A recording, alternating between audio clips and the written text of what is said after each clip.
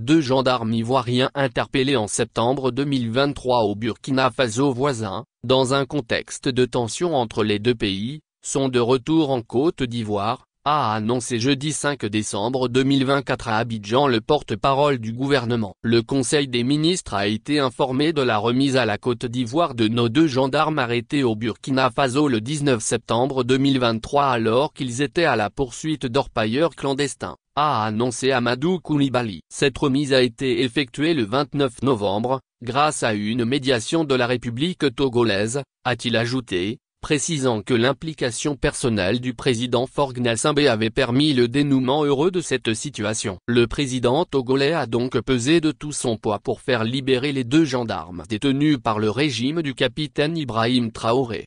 À travers cette libération, Faure Gnassingbé fait honneur à son statut de grand médiateur et prophète du dialogue et de la paix. Début 2023, le chef de l'État togolais a œuvré pour la libération de 49 soldats ivoiriens détenus à Bamako. Depuis plusieurs mois, pour association de malfaiteurs, attentats et complots contre le gouvernement, atteinte à la sûreté extérieure de l'État, détention, port et transport d'armes et de munitions de guerre et de défense intentionnellement en relation avec une entreprise individuelle et collective ayant pour but de troubler gravement l'ordre public par l'intimidation ou la terreur et de complicité.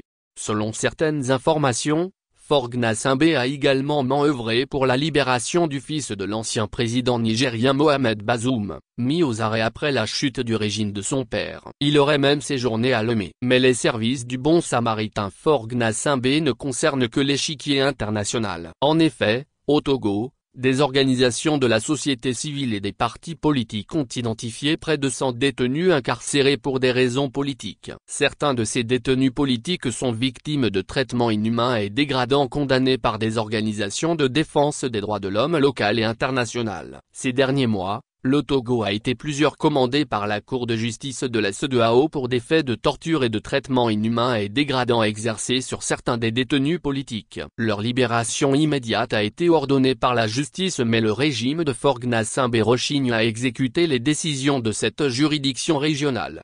Récemment dans un rapport sur le droit de l'homme au Togo, le département d'État américain a pointé du doigt de graves violations notamment sur les détenus politiques qui ne bénéficient pas du même traitement que les autres prisonniers, a souligné le département d'État. Un double visage qui ne laisse aucun doute sur les vrais objectifs du régime togolais. En réalité, les médiations de Faure Gnassingbé n'ont que des visées politiques. En effet, le régime se donne à fond dans des dossiers politiques étrangers qui lui permettront d'avoir des retombées politiques et faire de lui un régime fréquentable. C'est le propre des régimes qui souffrent de désamour à l'interne.